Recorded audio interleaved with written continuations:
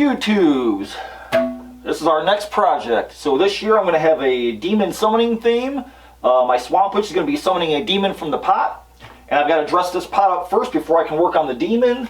This will be an animatronic. I've got a Fright Props reindeer motor. I'm going to put a head and a torso in there. But first I want to dress this pot up. I've got 3 of these. I can't really alter the pot, otherwise Mama gets pissed off. So my plan is to decorate this thing up for Halloween. I've got a piece of 18 gauge sheet metal. I'm going to wrap this guy around the top. Now I'm going to hang all my props off this. I'll weld the 2 ends together after I get it cut. But first, I want to make some big hooks for the pot. So I went ahead and took some just old file folders. I cut up 6 of these shapes, just kind of roughed them in by hand. And then I cut some toppers, and then I just taped them all together with masking tape. So these will hopefully hold for rigid foam. I'm not sure. I guess we'll find out. I got 3 of them. I want to do 3 big, giant, massive hooks. One, basically 3 sides of the pot. And then in between, I want to mix up some more rigid foam and do a skull in between. And I'll attach all these guys to that sheet metal strip. That way, all the way around, this pot is decorated. And then I can hang all kinds of junk off it. I can hang chains, or I can rust it out, whatever I want. But today I want to get all this stuff foam poured up, so that way I can go ahead and cut the brace, the little bracket brace, and then measure it out, cut it, weld it all together. That way I've got something to hang all these foam pieces off of. So right now, I'm going to go ahead and mix up some rigid foam. I got to make maybe 2 more skulls, and then we got to fill these guys up and see if they're going to hold the rigid foam. Okay, so I'm going to go ahead and use our bitty rigid foam, 6-pound density. I've got it pre-mixed 1-to-1. I'm going to go ahead and mix this together. I'm going to pour it into our manila envelope hooks, and hopefully we will get those filled up. I don't know how much they're going to take, so this is kind of a experiment. So we're going to figure it out right now. And if they overflow, at least it's in the garbage can. Alright, so we're going to mix this good. We're going to want to feel some heat off this thing before we start dumping it in. I'm not using any mold release in these manila envelope folders or file folders. I'm just going to dump in. And hopefully it's enough. I've got my skull molders on the counter ready for overflow. So we can get 3 skulls, and we need 2 skulls, and we need 3 of these big giant hooks. And hopefully this stuff doesn't bust these file folders open. So we're going to find out together, folks. Here we go. Good mixed up. I can feel a little bit of heat coming off this phone. Let's dump in and see. I don't know how much it's going to take. Put some in this one. We'll do 1 in this one. If it's not enough, I can always add a little more and do a second pour. Alright. Get everything out of there. Want to use all the foam we can. I just love rigid foam. This stuff's going to weather great. I can fiberglass on top of it. It'll be good for a ton of years. And then all I got to do is just pull the little ring off, and my whole top of my pot is good to go. It'll go right back to normal, so I'm not ruining anything or changing one of these big monster pots. Alright, let's let that rise. That's no good. And then we'll see what we get. It's already coming up. Let's see if I can bring you guys forward. Alright, so I don't know how long this is going to take, but so far so good. It's coming up. I'll probably have to do a second pour. I really like to get them all the way to the top, so we'll see.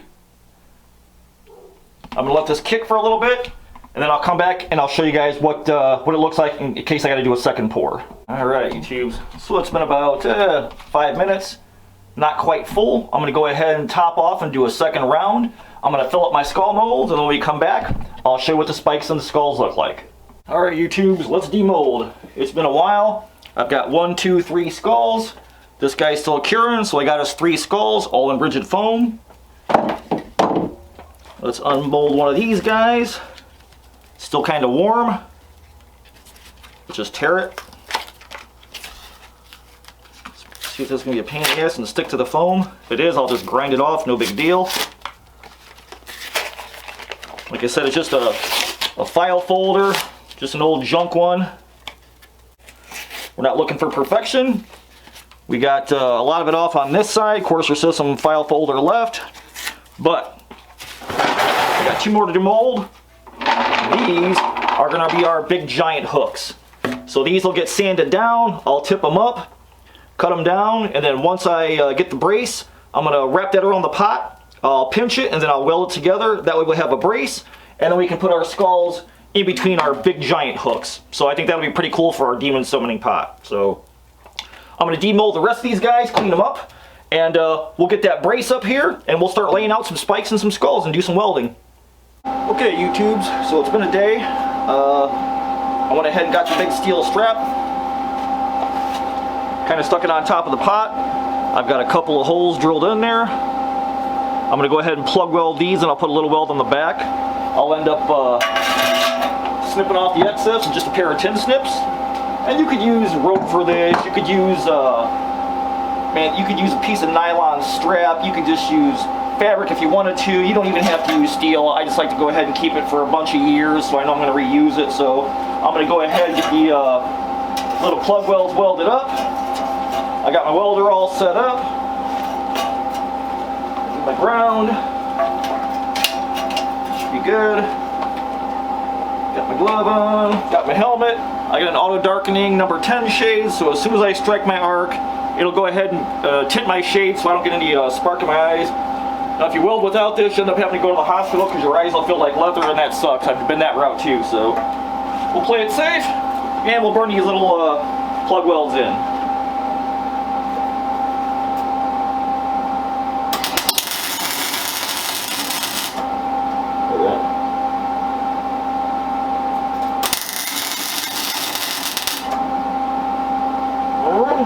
Think 2 zips. I'll cut the excess, I'll burn the strap in, and we're good to go. Okay, YouTubes, so I went ahead and welded her up. We're good to go. I got both sides done. Kind of harder to see this side. So that is going to be solid for a lot of years. The last little thing I'm going to do to this band before we mount anything to it is I'm going to go ahead and hammer finish this. Got excess scrap. I'm just going to take a ball peen hammer, I'm going to put it on a board so I'm not beating on the floor, and I'm going to tap the whole back side of this thing to give it kind of like a roughened finish. It'll help stiffen this thing up because it can't be too solid because my pot is oblong. So the top of the pot is not a perfect circle, so this will help strengthen it and keep it from flexing around too much, and it gives a nicer finish to it. I want to leave the rust, I want to keep all the rust, I think that looks cool. I'll probably put clear coat on it later before I mount it on the pot. So this is what I want to do.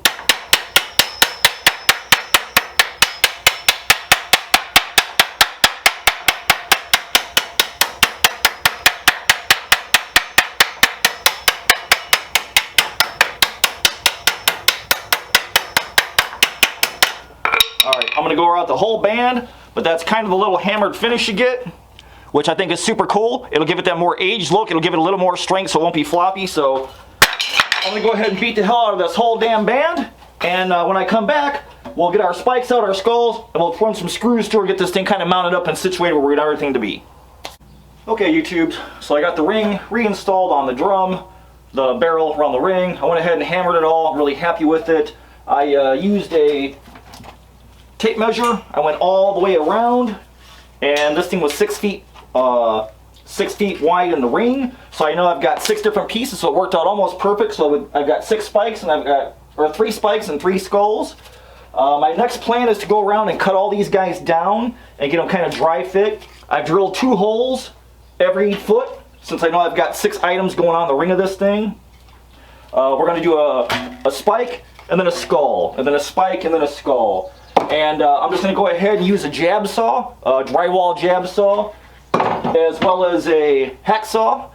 It'll cut right through this rigid foam to shave these down. I'm going to get these kind of fastened, and then I'm going to pop this ring off. I want to wrap the whole top of the drum in saran wrap, because I want to go back and backfill with foam so that these stick to the drum pretty close. And plus it'll help bite into the metal and stuff. So that's my plan. So I'm going to go ahead and get all these guys cut down and sanded down to fit. I'm going to get a couple of drywall screws in the back of them through each hole. I'm going to go all the way around the ring. Then I'll pull it off, I'll wrap it in saran wrap, and I'll be ready to put a little bit of foam under each appliance. Either it's a giant spike or the skull. So that way when you come back, I should have hopefully everything mounted and ready to foam up into place and fill up the little gaps on the side of the pot. So that's what we're doing next. Okay, YouTubes, I got the ring installed. I got a couple of screws. Everything's kind of shaved down to meet the pot. I got a couple of screws holding everything down. I got the top of the can, or the top of the pot saran wrap. That's what our pot's going to look like. Our big demon summoning pot. So now I'm going to take some Loctite. I'm going to go back and try and fill in these little gaps, and this will help glue the styrofoam to the metal. So I'll fill in all the way around, and then I'll hit it with some water to smooth it out and skin it, and I'll kind of hand mold it and smash it in. And then I think I'll probably going to end up go ahead and fiberglass over these after I sand these down and kind of tweak everything. And then maybe wrap a little behind. Not sure yet, but it fits the pot real nice. I'm happy with it, so I'm going to go ahead and foam in and fill up the little gaps and the differences just to meet the pot. And then I'll shave it all back down later.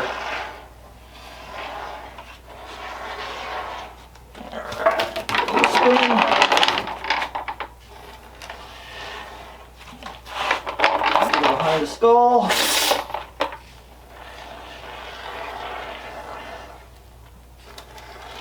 Okay. This should help fill in some of these gaps. Okay, YouTubes, so I went ahead and shaved everything down. I beat the hell out of the big spikes. I added a couple of eyeballs in the skulls. And these are, again, just half domes from Amazon. You get 180 pieces for, I think, $8-9, something like that. These work great. I got a drop cloth, which is basically just dollar store tablecloths to keep the resin from going onto the floor. We are going to use some fiberglass resin, my favorite, 3M Bondo resin. I got it pre-mixed. I've got, I think, 16 ounces in the cup right here. So we need 10 drops per ounce of fiberglass resin. Now, I went ahead and darkened it with just regular mica powder. This is a bronze stone. I'll try and go ahead and link this in the description. I've got an Amazon list of all the stuff I kind of use or have seen on my channel.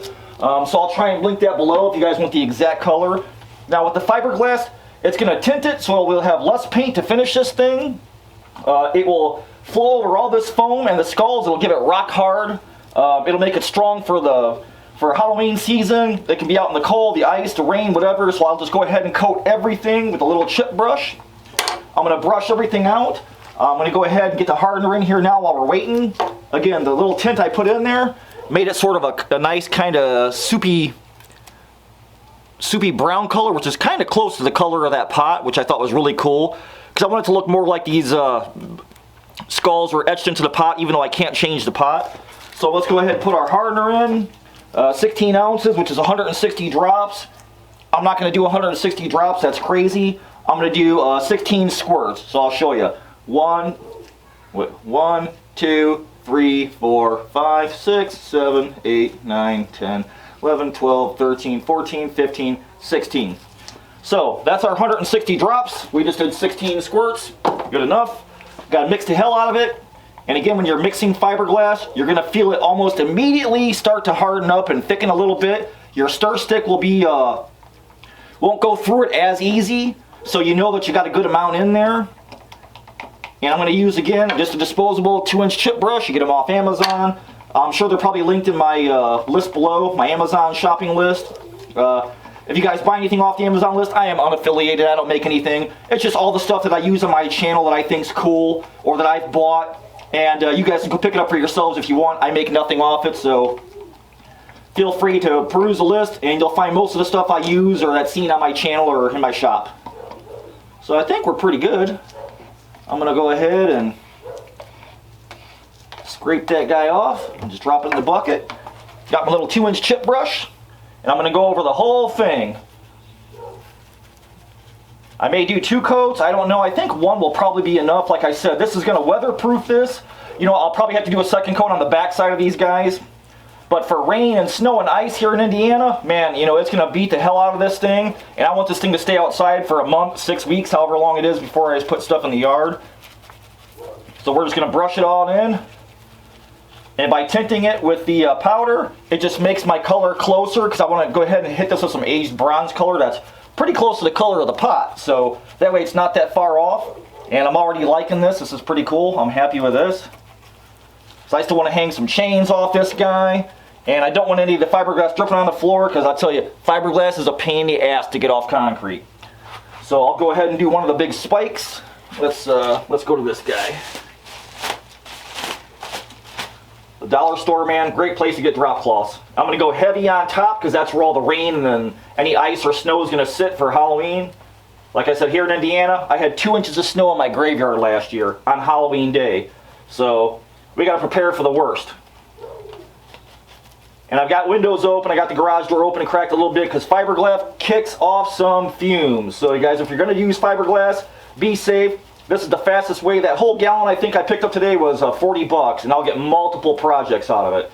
So I'm going to go ahead and brush all this out, all the spikes, all the skulls, put a nice heavy coat on this, wait for it to dry, and then I'll come back and I'll show you what it looks like once it's cured. Okay, YouTubes, I got everything brushed out with fiberglass. It's looking pretty good. It's pretty solid. I got to pop this guy off, I got to flip it over, and I got to fiberglass the back sides of the foam.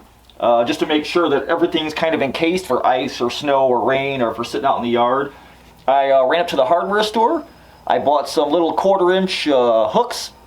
I'm going to go ahead in between each skull and big spike. I'm going to go ahead and put a hook in there, and I'll either bolt it in or I'll just weld it in from the back side.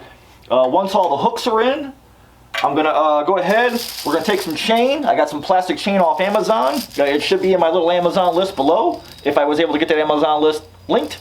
And I want to drape some chain pieces. We're going to rust the chains, throw some orange paint on this, scuff it up a little bit. Put some chains hanging on this thing.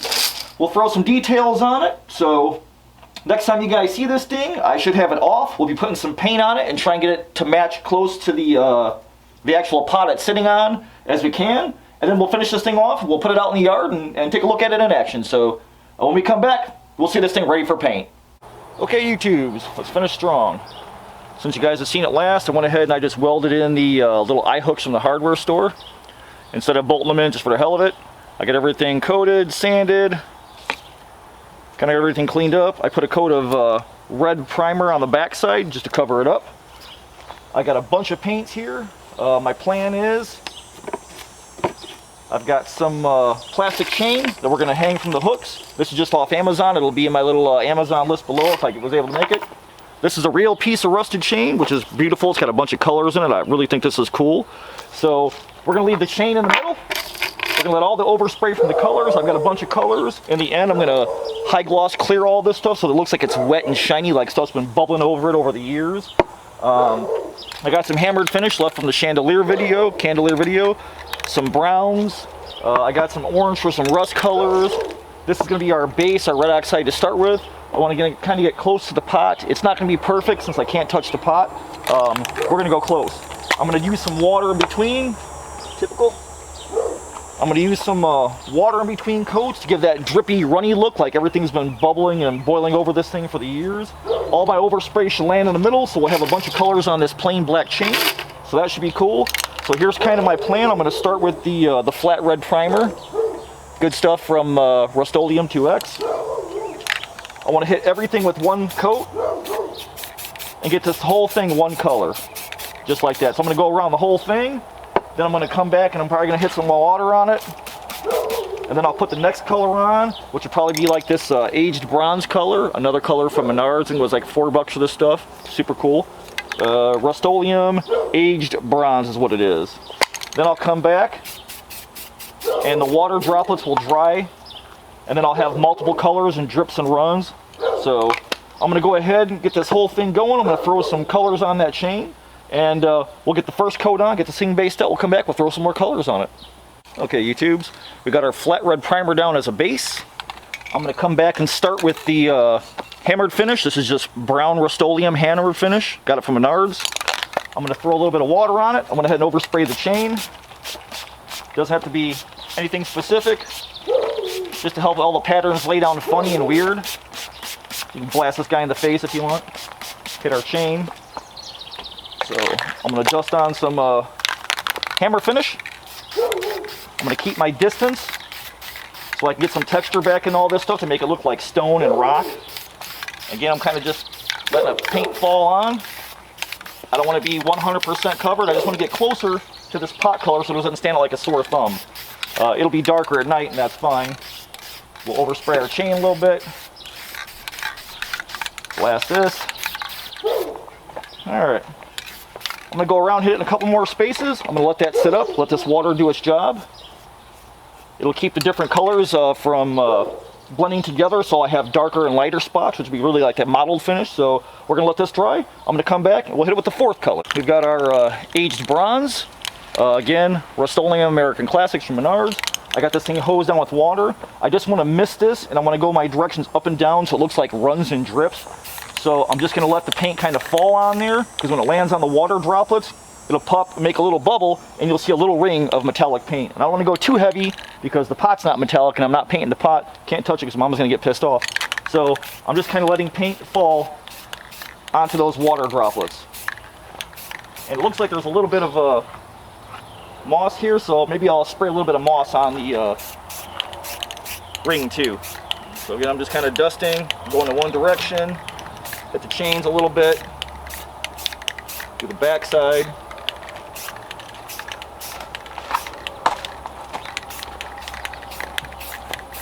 Alright, do a little fog. Okay, I think we're good. I'm going to let that dry as is, and then I'm going to go back and I'm going to hit that chain with some of this satin rustic orange, another Rust-Oleum color, and it's fine that the chain is wet, no big deal. But I just want to hit that chain, whatever overspray lands on the pot, I'm cool with that. So I just want to throw some rust on here,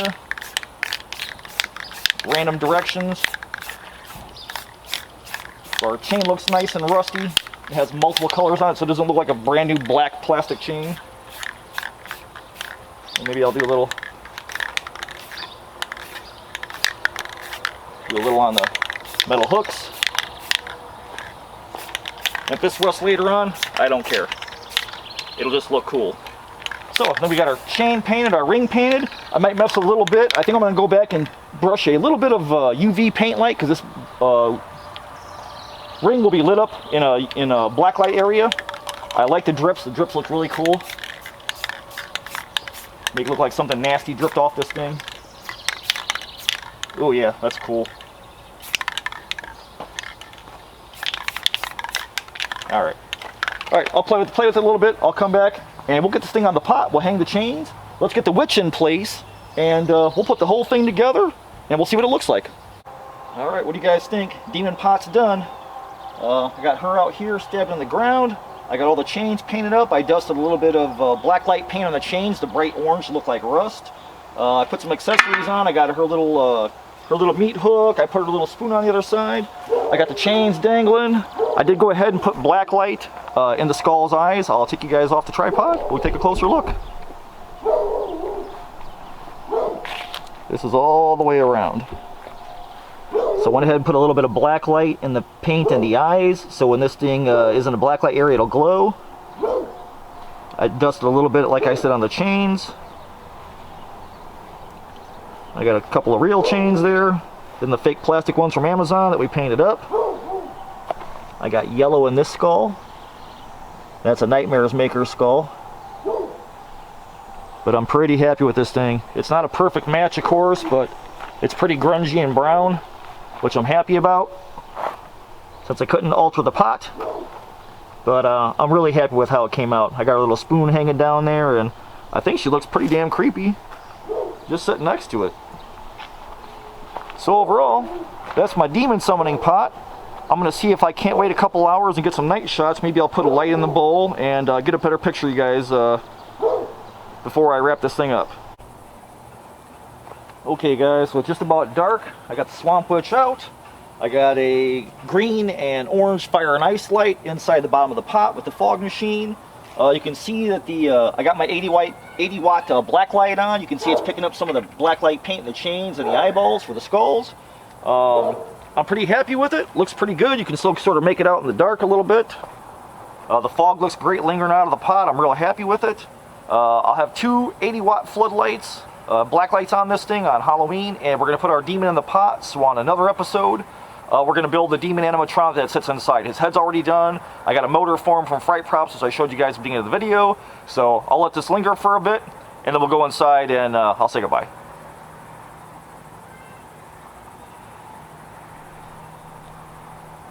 Okay, YouTube, so that's it. That's my demon summoning pot. This is actually stage 1 of a 2-stage build.